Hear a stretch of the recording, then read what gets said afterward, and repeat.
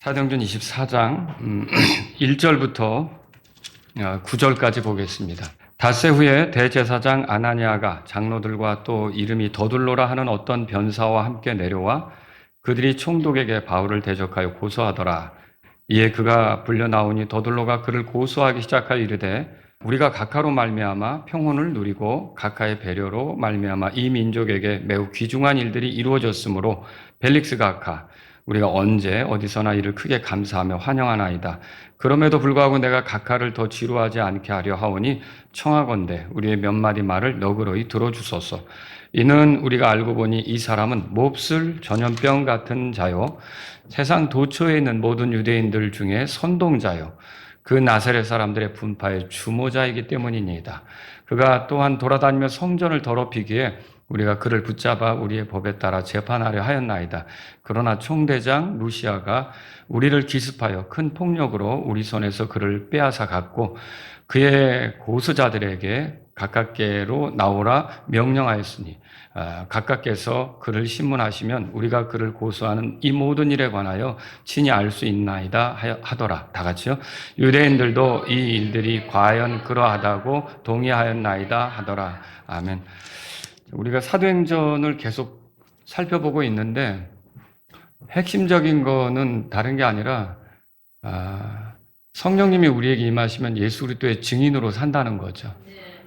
예수님의 증인으로 살면 우리를 통해 누군가는 우리처럼 구원받게 되고, 그러니까 구원받은 어떤 사람들이 모여서 교회를 이루면서 또다시 복음이 전해지는 그런 일이 나타날 수 있다는 거죠. 그러니까 예수 그리스도의 증인으로 사는 것은 매우 중요한 일이죠. 하지만 이 예수 그리스도의 증인으로 사는 일이 순조롭습니까? 그렇지는 않죠. 많은 방해가 있어요. 근데 오늘 읽어본 본문에는 또 어떤 방해가 나오냐면 여기 더둘로라고 하는 어떤 변사가 등장해서 예루살렘의 종교 지도자들 편에 서서 바울을 고소하는 내용이 나오는 거예요. 이런 반대가 계속적으로 있는 거죠. 자, 그래서 오늘 저하고 여러분이 더둘로라 하는 어떤 변사 이런 제목으로 오늘 말씀을 함께 살펴보도록 하겠습니다. 이 바울이 지금 대면하게 된 예루살렘 그리고 로마에 대해서 한번 생각해 볼 필요가 있어요. 그러니까 이 바울이 대면하고 있는 이 상황들 여기에는 예루살렘이 있고 로마가 있는데 이 두 가지는 굉장한 권력을 가지고 있습니다. 예루살렘의 권력이라고 하면 종교적인 권력을 얘기하는 거고 로마의 권력하면 정치적인 권력을 얘기하는 거예요. 예루살렘의 권력하면 전통, 역사 이런 것들이 자랑이 되는 권력이 되겠고 또 로마의 권력하면 이게 어떤 힘, 조직 이런 것들을 자랑하는 권력이 되겠죠. 바울이 지금 이 상황에서 복음을 전하다 만난 게 이 두 가지의 큰 권력인데 이 두 권력과 어떤 개인이 싸워가지고 빚어지게 될 결말은 뭐냐?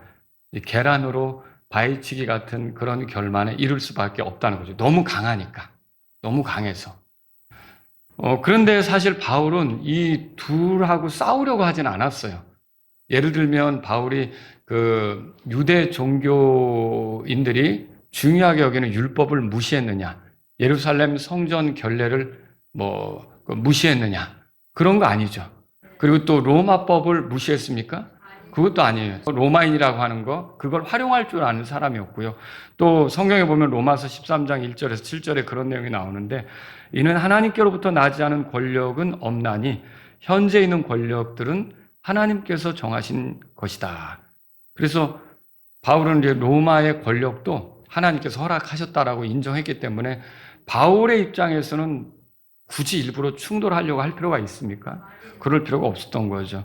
그런데 지금 벌어지는 일은 뭐냐면 예루살렘의 그 종교적 권력이 로마의 정치적 권력을 이용해서 바울을 죽이려고 한다는 거죠.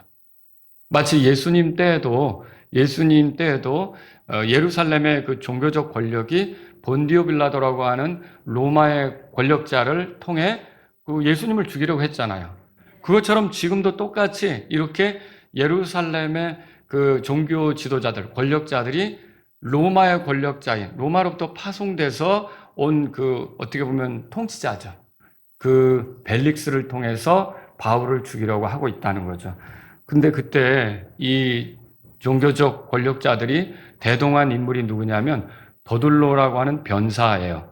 오늘날로 말하면 뭐 검사 노릇을 할 수도 있고 변호사 같은 역할을 할 수도 있고 그런 이제 말로써 상황에 대해서 설명하고 그 사람을 이용한 사람들에게 유익이 되도록 어필하는, 호소하는 그런 사람을 지금 데리고 온 거죠.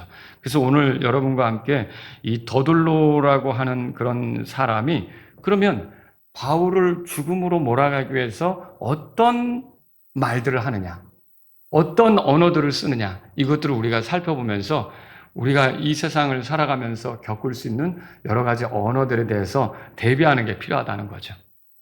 자, 그럼 어떤 언어들을 씁니까? 여기 1절에서 4절까지 보면 처음에 아첨 이걸 사용하는 것을 발견할 수 있어요. 바울이 가이사랴에 있은 지 닷새 후 대제사장 아나니아가 장로들과 이름이 더둘로라고 하는 변호인을 데리고 총독 벨릭스에게 나와 바울을 고소했다는 내용이 1절에 써 있죠. 근데 벨릭스가 유대 총독이었습니다. 이 더둘로가 벨릭스에게 와서 이제 어떻게 고소하면서 꺼내는 말이 2절에 써 있는데 각하로 말미암아 평온을 누린다. 그리고 각하의 배려로 말미암아 이민족에게 매우 귀중한 일들이 이루어졌다. 그런 얘기를 한 거예요. 여러분, 그런데 이게 아첨인 이유가 뭐냐면 역사가들이 평가할 때 벨릭스라는 총독이 유대인들을 굉장히 잔인하게 대한 총독으로 알려지고 있어요. 그러니까 이 표현은 이렇게 했지만 사실하고 맞는 거예요, 안 맞는 거예요? 안 맞는 거죠. 이 벨릭스라고 하는 총독에 대해서 역사가 탁티우스라는 사람이 묘사를 했는데 이렇게 묘사를 했어요. 뭐라 그랬냐면 만행과 육체적 욕심에 탐닉했던 벨릭스는 노예 근성으로 왕의 권력을 행사했다. 그러면 총독으로 와서 왕처럼 다스리긴 했지만 자기를 거기에 보낸 황제에게 잘 보이기 위해서 노예 근성을 발휘해서 아첨하는 일꾼이었다라는 뜻입니다. 그러니까 이 로마에게 대적하는 유대인들이 등장하기만 하면 잔인하게 짓밟았던 사람이 총독 벨릭스였던 거죠. 이런 더둘로는 그런데 이런 벨릭스를 향해서 3절에 보세요. 3절에는 우리가 언제 어디서나 이를 크게 감사하며 환영합니다. 당신이 한 일에 대해서 환영합니다. 이렇게 얘기를 할 정도였다는 것이죠. 여러분, 실상하고 다르게 자기 목적을 이루기 위해 듣기 좋은 소리를 하는 거죠. 이거 격려하고 다릅니다. 여러분, 격려는 그 사람에게 힘이 나도록 이렇게 해주는 말이라면 이건 돌아올 것을 계산해서 아첨의 말을 하는 거죠.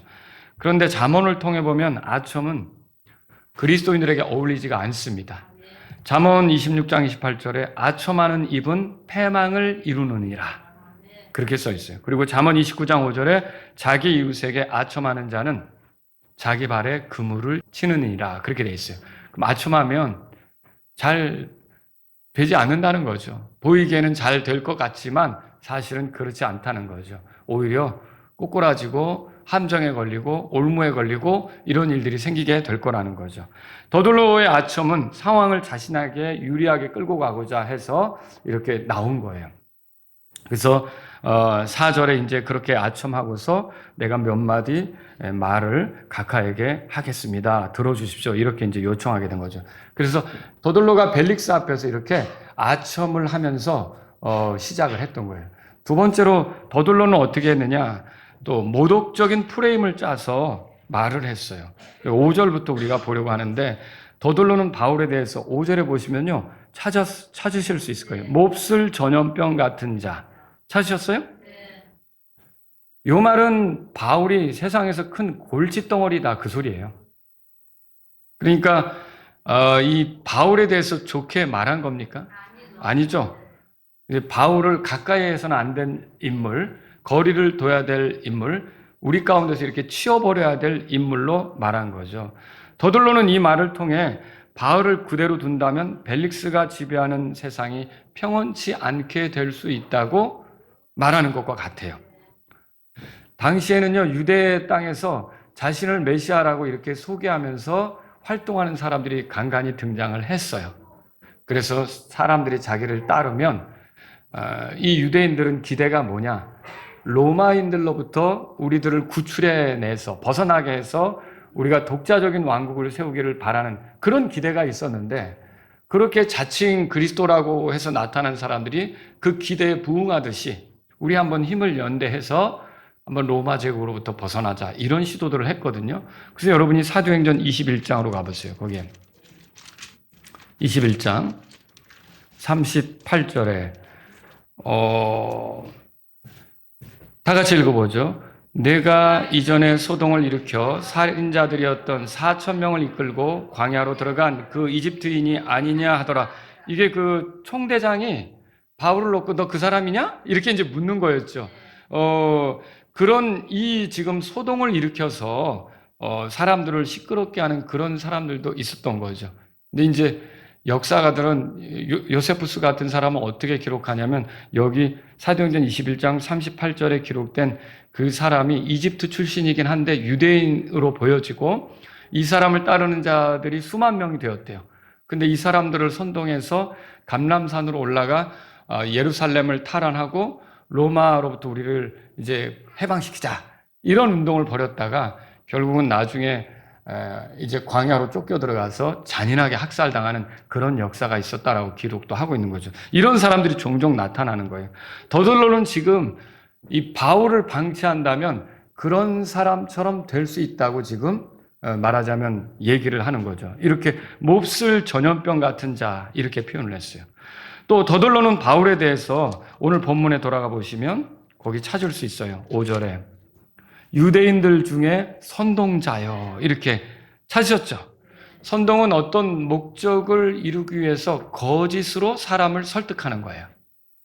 그러니까 바울을 놓고 더들로가 하는 말이 뭐냐면, 이 사람은 거짓말로 사람을 속이는 자다, 이렇게 얘기하는 거죠. 여러분, 그런데 실제로 바울이 복음을 전하면서 다닌 지역에서 사람들을 선동했던 건 바울이 아니라 유대인들이었어요. 번번이 유대인들이 일어나서 바울의 사역을 해방했고 도시를 시끄럽게 했고 이런 일들이 있었지 않습니까? 바울은 선동하는 자가 아니었던 거죠.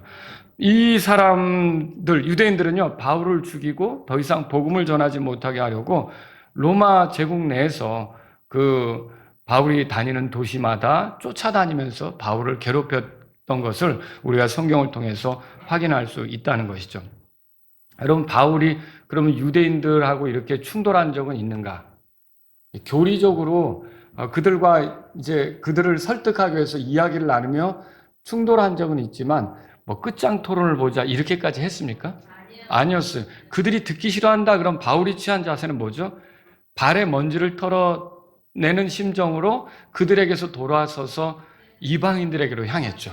너희들이 거절하니까 나는 이제 이방인들에게로 가겠다, 이렇게 했지, 뭐 유대인들하고 막 싸우면서 그들을 뒤집어 놓겠다고 하고 이렇게 했느냐? 그런 적은 없었다는 거죠. 그러니까 이것도 역시 잘못된 그런 프레임을 씌우려고 하는 것이다, 이렇게 보이는 거죠. 또 더들로는 바울에 대해 나사렛 사람들의 분파의 주모자라고 이렇게 말했어요. 5절에 그렇게 끝에 써 있죠? 자, 여러분, 유대인들은 예수님의 제자들을 그리스도인이라고 부릅니까? 안 불러요. 안 불러요. 그러니까 그리스도인이라는 소리를 처음으로 들었던 곳은 어디입니까? 안디옥이죠. 안디옥에서 이방인들이 예수님을 그리스도로 알고 따르는 자들을 놓고 그들이 그리스도를 따르는구나 라고 해서 그리스도인이라고 불러준 거죠. 그러니까 이방인들이 그리스도인이라는 명칭을 사용하기 시작한 거지, 유대인들은 예수님의 제자들을 놓고 그리스도인이라고 부르기를 싫어했어요. 왜 그러느냐? 예수님을 그리스도라고 말하는 것 자체가 불쾌한 거예요.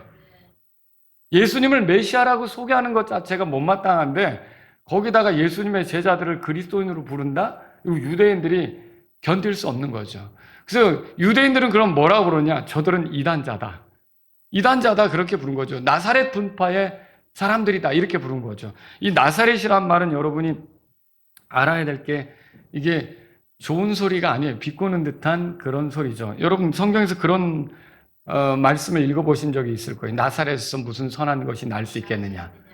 아주 촌구석이고 거기서 이제 예수님이 잘하시긴 했지만 그리고 로마군이 주둔해서 한쪽에선 우리의 말하자면 이태원 같은 그런 외국인 군 주둔하면서 거기에서 유대인 여자들이 이제 같이 어울려 살면서 좋지 못한 모습이 이루어지는 아주 험악한 도시 나사렛이 그런 거예요. 그런데 이런 나사렛에서 일어난 사람의 그 추종자들이다. 그게 나사렛 분파라는 말이죠. 이 말은요, 여러분 그 앞에 가보세요. 사도행전 또 보세요. 5장. 17절입니다. 17절. 이에 대제사장과 그와 함께 있던 모든 자들이 곧 뭐라고 돼 있죠? 예, 사두개인들의 분파 그렇게 나오죠? 예, 사두개인들의 분파를 설명할 때도 이 분파라는 단어가 쓰였어요. 사도행전 15장에 가보세요. 15장. 자, 사두개인들에게도 이 표현이 쓰였고요. 15장 5절에 보세요. 그러나 하고 뭐가 나옵니까? 바리새인들의 분파가 나오죠. 그러니까 이 분파라는 말은 사두개인들에게도 쓰였고 바리새인들에게도 쓰였어요. 근데 이게 그 로마 제국이 어떻게 보면 인정한 유대 종교의 분파의 주류가 뭐냐? 그러면 사두개인, 바리새인이었다는 거죠. 근데 이게 지금 나사렛 분파라고 하는 거는 로마 제국이 인정한 바도 없는 어디서 여러분 듣보잡이라고 아세요? 들어보셨어요? 듣보잡이 뭐예요? 듣도 보지도 못한 무슨 잣된 뭐 이런 거를 얘기하는 거 아니잖아요. 이런 거잖아요. 그렇죠? 그런 식으로 이렇게 어디서 툭 튀어나오는지도 모르는 이런 것들이 나와서 뭔가 이 하나님을 섬기는 것에 대해서 흉내를 내고 있다. 그래서 그 이단이라고 하는 거예요. 오늘 본문으로 돌아가 보세요. 사도행전 24장 거기에 그래서 바울이 이것 때문에 14절에 뭐라 그랬냐면 그러나 내가 이것을 가깝게 고백하오니 나는 그들이 뭐라고 돼 있어요? 이단이라 부르는 그 길에 따라 내 조상들의 하나님께 그렇게 경배하며 그렇게 돼 있죠. 그러니까 지금 이게 나사렛 분파라고 하는 말은 뭐냐면 정상적인 바리새인 분파, 사두개인 분파가 있는데 이게 그 로마 제국이 인정한 유대교의 주류 분파인데 이것도 아닌 엉뚱한 어디서 듣도 보도 못한 이상한 분파가 나와서 사람들을 선동하고 어리석게 하는 그게 나사렛 분파예요. 이단이라는 거죠. 요거의 주모자가 바울이라는 겁니다. 그러니까 이 바울을 그냥 두면 유대 종교가 어수선해지겠죠.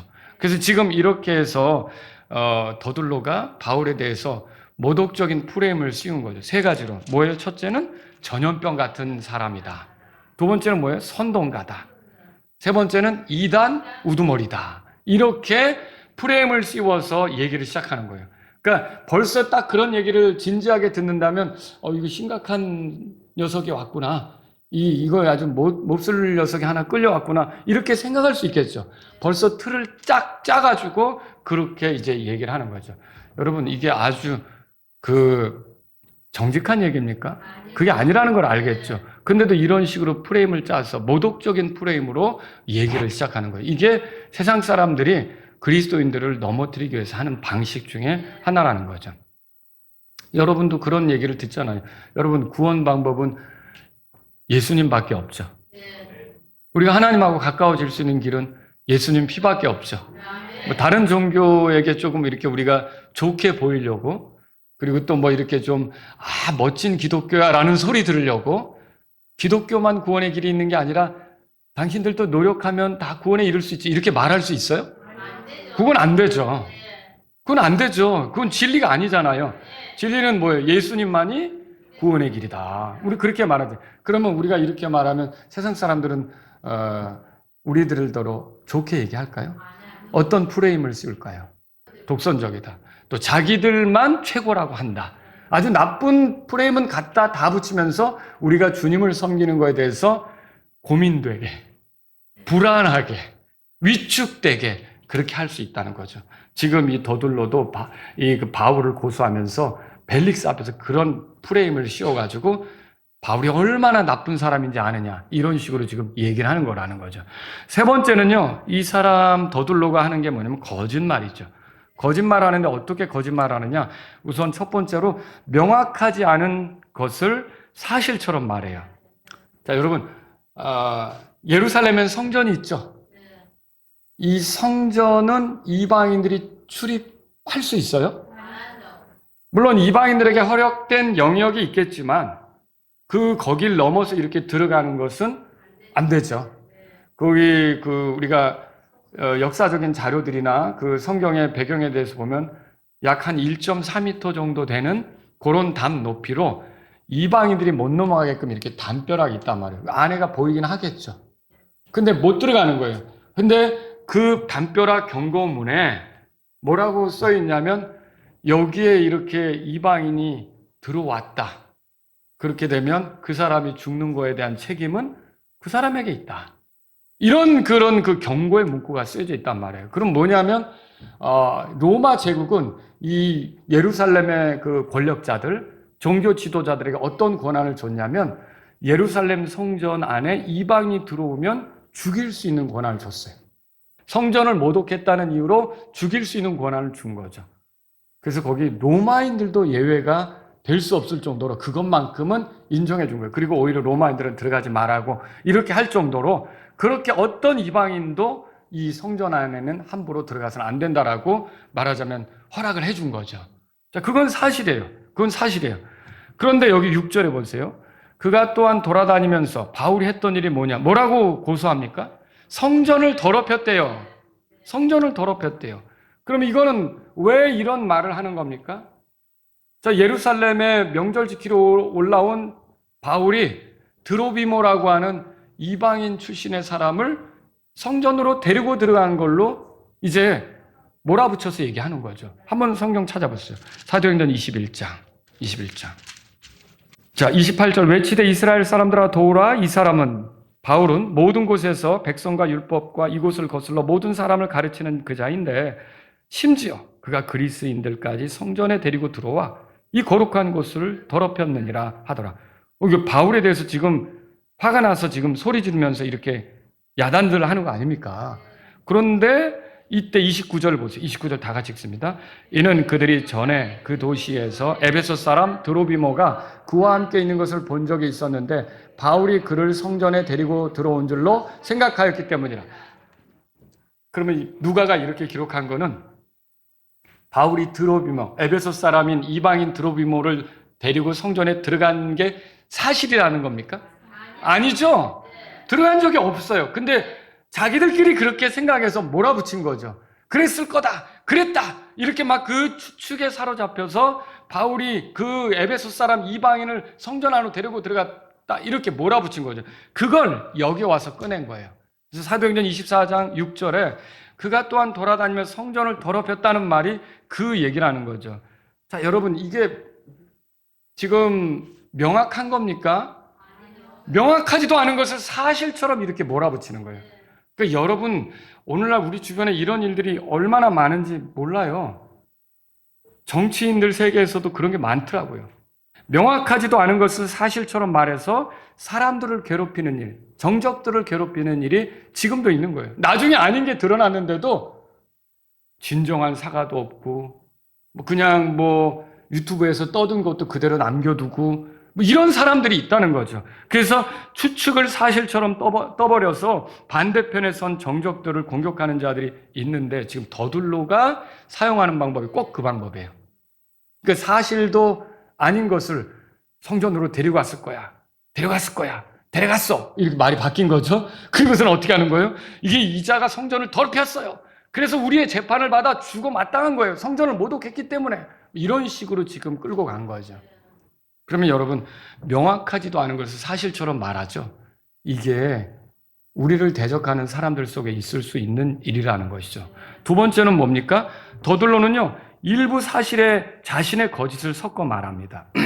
그 여기 뭐라고 말하면 거기에 그 6절에 보시면 우리가 그를 붙잡아 24장 6절이에요. 우리 법에 따라 재판하려 하였나이다. 자, 자기들의 법에 따라 성전을 더럽힌 사람을 재판하는 것은 로마가 허락한 거니까 그래도 정당한 거죠. 그죠? 그건 정당한 거죠. 자기들의 법에 따라 성전을 더럽힌 사람이 있다면 데리고 들어가서 재판하고 이 사람에 대해서 돌로 치든지 어떻게 하든지 그들이 할 수 있겠죠. 그게 정당한 거죠. 하지만 이 정당한 듯한 행위를 얘기하면서 뭐예요? 사실이 아닌 것들을 교묘하게 집어넣어 앞에 것까지도 사실인 것처럼 꾸미려고 한 거죠. 그래서 이게 성전법에 따라 그를 재판하고 죽이는 것은 전혀 문제가 되지 않는데, 여기에 바울이 성전을 더럽혔다는 거짓을 거기다 슬쩍, 그 거짓이잖아요. 있지 않은 일이었잖아요. 그걸 끄집어 넣어서 그것도 마치 사실인 것처럼 이렇게 포장을 해서 얘기하는 거죠. 이게 얼마나 위험한 얘기냐는 거예요. 또 세 번째로 더둘로는요, 사실을 왜곡해서 말하는데 기가 막힙니다. 자, 어떻게 얘기하는지 한번 보세요. 7절에. 자, 자기들이 바울이 성전을 더럽히는 바람에 재판을 해서 다루려고 했더니 7절에 총대장 루시아가 우리를 기습해서 큰 폭력으로 우리 손에서 그를 뺏어갔고 그랬어요. 여기서 여러분이 주목해야 될 게 큰 폭력이에요. 큰 폭력. 근데 안타깝게도 이 구절은 NIV 성경이나 개혁 성경에는 없어요. 개혁 성경은 어떻게 됐냐면 8절에 그 각하께서 글을 신문하시면 그거 있죠. 요게 7절로 돼 있고 그 밑부분이 8절로 돼 있어요. 그 위로는 싹 날아가 버린 거죠. 이 개혁 성경에서는. 근데 이게 굉장히 이 더둘로의 어떠함을 보여주는 굉장히 중요한 구절이거든요. 세상의 사악함을 보여주는 중요한 구절이에요. 근데 여러분, 여기 큰 폭력으로 되어 있는데 사실 총대장은 예루살렘이 어수선해졌잖아요. 그러니까 엄밀히 말하면 치안권을 행사하러 간 거예요. 로마 군인의 총대장으로서 어수선해지면 안 되잖아요. 치안권을 행사하러 갔는데 이 더둘로는 그걸 뭐라고 표현한 거예요? 큰 폭력을 행사했다라고 말한 거죠. 여러분, 오늘날도 똑같은 역사가 반복됩니다.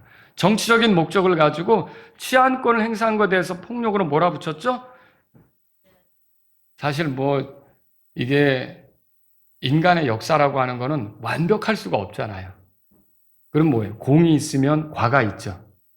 근데 이게 정치적으로 내 상대편의 경우는 어때요? 사람들이 공을 얘기하던가요? 공 얘기 안 하죠. 잘못한 것만 실컷 얘기하죠. 이런 거예요, 더둘로가 지금. 그 의도로 그거 한 거 아닌데 의도는 싹 지워버리고 내 편에서 다 얘기를 하잖아요. 그런 걸 더둘로도 지금 보여주고 있는 거죠. 그래서 더둘로와 같은 변론가들은 공정한 평가보다 자기들의 이익과 목적을 달성하기 위해서 악하게 말하는 거죠. 여러분, 총대장은 바울을 죽음의 위기에서 구출했어요. 앞에서 보세요. 사도행전 23장. 거기 27절. 다 같이 읽습니다. 이 사람이 유대인들에게 잡혀 죽게 되었을 때에 그가 로마 사람임을 내가 알게 되어 내가 군대를 거느리고 가서 그를 구출하였나이다. 이거는 총대장이 쓴 편지에 나오는 내용이죠. 총독 벨릭스에게 지금 왜 바울을 보내는지 설명하면서 이거 쓴 거잖아요. 근데 여기에 보면 이 말이 있어요. 구출하였나이다. 그러니까 총대장은 구출했는데 더둘로는 폭력을 행사했다고 말한 거죠. 자, 이게 세상의 사악함인 거죠. 그러니까 어떻게 보면 자기들의 편리한 대로 모든 걸 해석하고 거기에 맞게 떠드는 거죠. 이게 왜요? 목적을 달성하기 위해서 이렇게 한다는 거죠. 그러니까 이게 지금 세상이 그런 싸움을 싸우고 있는 거예요. 한쪽은 대통령의 정당한 권한 행사였다. 계엄을 두고도. 또 한쪽은 내란이었다.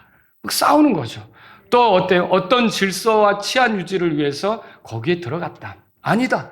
그건 아주 사악한 폭력적 진압이었다. 끊임없이 싸우는 거예요. 그래서 어때요? 자신들의 어떤 이득을 위해서 자기 편에 좋은 대로 이렇게 얘기하는 그런 것들이 반복되는 거죠. 여러분, 바울이 그들의 눈에는 죽어마땅하게 보였지만, 그래서 왜 성전을 더럽혔으니까 재판받아서 죽어야 된다고 생각했지만, 여러분 어떤 거예요? 총대장의 입장에서 그게 아니었죠. 사도행전 23장으로 가보세요. 23장에서 29절에 다 같이 읽습니다. 그들의 법 문제로 그가 고소당하였으나 사형이나 결박에 해당하는 그의 죄는 하나도 없다는 것을 내가 알았나이다. 이렇게 평가가 다른 거예요. 이렇게. 그래서 결국은 어때요? 여러분 더둘로는요, 자기 편에서 이 총대장이 한 일들을 왜곡해서 얘기를 하는 거죠. 이게 무서운 거예요. 큰 그림으로 보면 하나님께서 바울을 도구 삼기 위해 총대장을 사용한 거 아닙니까? 구출해 준 거죠. 근데 로마 권력자 총대장을 사용했지만 이 예루살렘의 권력자들은 그걸 어떻게 해석한 거예요? 큰 폭력이었다. 우리에게서 빼앗아갔다. 빼앗아갔다고 돼 있어요. 성경에. 그렇게 돼 있어요. 그죠? 이게 가로채 갔다. 이렇게 우리가 재판을 하지 못하게 그렇게 했다. 이렇게 얘기한 거죠. 그리고 더군다나 오늘 사도행전 24장에 보면요. 9절에 유대인들도 이 일들이 과연 그러하다고 동의하였나이다. 여러분 이게 끔찍해요. 지금도 사람들에게 선동당하는 그런 얄팍한 귀들이 많다는 거죠. 유튜버들에게 선동당하고 정치인들에게 선동당하고 그래서 역사를 객관적으로 보지 못하고 잘못된 프레임, 거짓, 왜곡 여기에 동의해서 같이 목소리를 내는 어처구니 없는 일이 많다는 거죠. 근데 그리스도인은 이래서는 안 되는 겁니다. 정신을 바짝 차려야 되죠. 오늘 이 말씀을 통해서 예수님의 제자들에 대해 생각해보고 끝낼게요. 여러분 예수님의 제자들은요. 바울처럼 몹쓸 전염병이 걸린 사람들로서 비난받을 수가 있어요. 우리 코로나 시절 겪었잖아요. 전염병이 만연할 때는 어때요? 서로 마스크 쓰고 거리 두기 하잖아요. 줄서기도 약간씩 떨어져서 줄서고. 그쵸?